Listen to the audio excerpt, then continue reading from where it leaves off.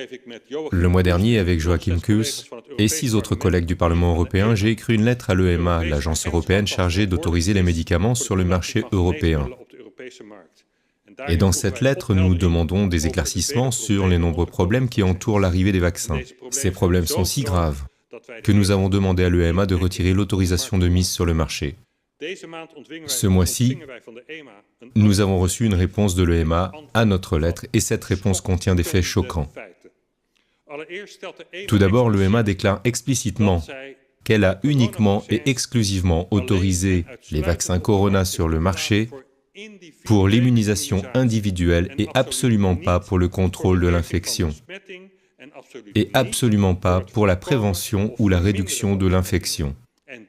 Et c'est dévastateur pour les gouvernements qui se sont lancés à fond dans la campagne de vaccination en faisant passer le message que vous le faisiez pour les autres. Rien de tout cela n'est vrai. Non seulement l'EMA n'a pas du tout autorisé les vaccins à prévenir les infections, l'EMA va même plus loin en déclarant dans sa réponse, et je cite, que les rapports d'évaluation de l'EMA sur l'autorisation des vaccins soulignent le manque de données sur la contagiosité. En d'autres termes, les vaccins n'ont pas été conçus pour prévenir les infections. Et il n'y a certainement pas de données permettant d'affirmer que les vaccins aident à lutter contre les infections. En fait, l'EMA affirme que l'exposition répétée au virus augmente le risque d'infection même chez les personnes vaccinées. Les campagnes gouvernementales massives visant à vous faire vacciner pour protéger vos parents, vos voisins, les membres les plus faibles de la société, n'étaient pas seulement non autorisées, elles étaient totalement absurdes et ne reposaient pas sur des faits. Mais malheureusement, il y a pire.